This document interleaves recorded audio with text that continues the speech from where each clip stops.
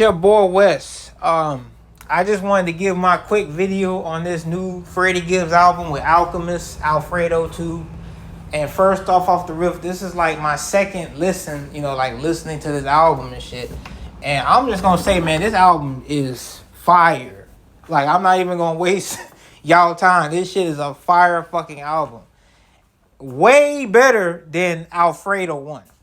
Now, me, don't get me wrong. I liked Alfredo 1. Alfredo 1 was a good album. I wouldn't go that far to say it's like Freddie Gibbs' best project, like how some motherfuckers was doing. I remember when that album came out, like I said, I liked Alfredo 1. Like, there were songs that I liked on that album. I liked 1985. I liked the song with Benny the Butcher. I think it was called Frank Lucas. I liked the song with Conway. Like, there was joints on Alfredo 1 I did admire and I did enjoy and did like, but it wasn't my favorite Freddie Gibbs album. Like, to me, I feel like Freddie is a better album. Like, and that's another album that's slept on too, that don't get its props. The Freddie album with Currency, and that was also produced by the Alchemist too. I like that album better than Alfredo 1. You know what I'm saying? I like Bandana better than Alfredo 1. The Mad Lib joints, Pinata, Bandana. Like, I like those albums more. I just wasn't too crazy about Alfredo 1. But I did like, a handful of songs on that joint. And it was a good album. Now, this fucking album, Alfredo 2, is way better than the first album. And I would probably put this album up with Bandana. Like, albums like Bandana. Albums like... Pinata. What's the other? I mean, Freddie Gibbs got so many like great albums, so many great like catalogs. Like, we talking albums like Shadow of a Doubt, the Freddie mixtape, You Only Die Twice. Freddie Gibbs also have another great project that came out back in 2022. I think it's called Sold Separately, or however the fuck you call it. I don't know, Sold Separately, what's the name of that album that came out in 2022? Sold Separately. Yeah, Sold Separately. That was a good project. Also the Miseducation of Freddie Gibbs. That was a solid album. Cause Freddie Gibbs also have, great mixtapes as well too. ESGN.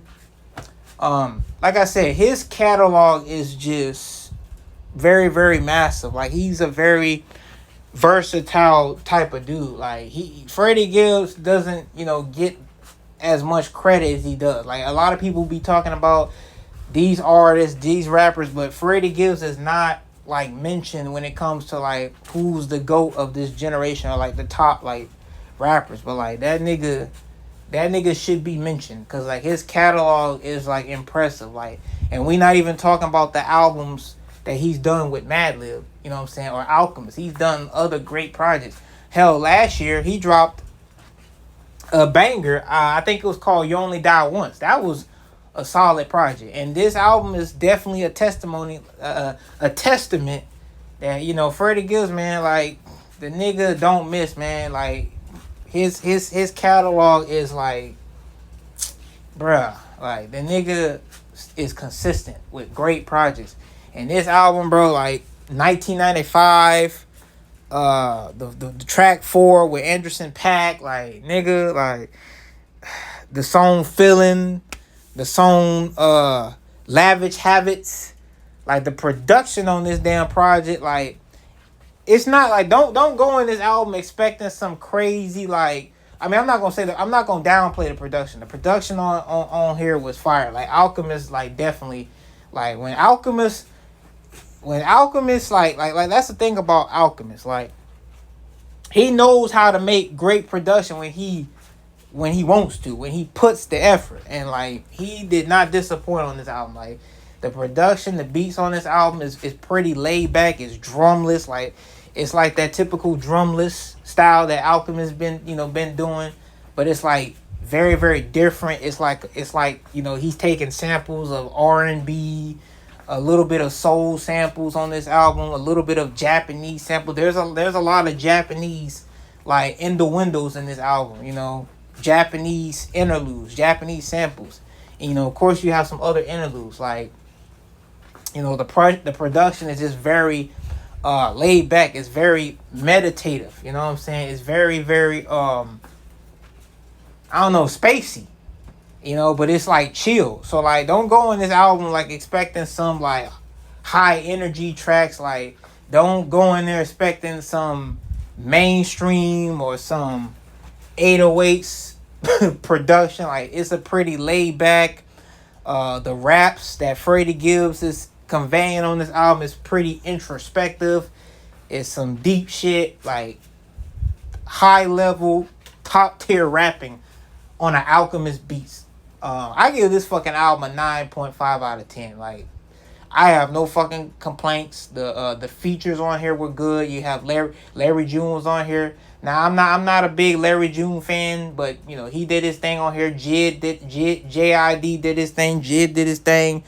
Anderson .Paak did his thing on here too. Like, this is a fire project, man. I highly recommend y'all check this shit out. I will definitely put this up with Clip's album, Silk Money's album, you know, Billy Woods, Gollywog. What other albums that dropped this year? Mac Miller, Balloonerism, Pink Sufu's album, Black Auntie or Black Auntie, Mike, Showbiz, Neonte, For the Love of Money, Raekwon's album. I mean, this year has been a lot of great albums, not just in music but in hip hop, you know, and that's why I get so mad at people when they say stupid shit like hip hop is dead when it's a lot of great music. It's just niggas are lazy. They don't want to, you know, and I ain't even just talking about niggas. I'm just saying people in general. Like they're lazy. You know, they don't want to go and look for it. They want motherfuckers to spoon feed them shit. And it's like, it's a handful of great music out here. It's just motherfuckers are just lazy. You know what I'm saying? They don't want to look for shit. And I will say this album is way better than Tyler, the Creator's album. Because I already did a video about Tyler, the Creator's album. We ain't finna, you know, regurgitate it. But yeah, I fuck with this album.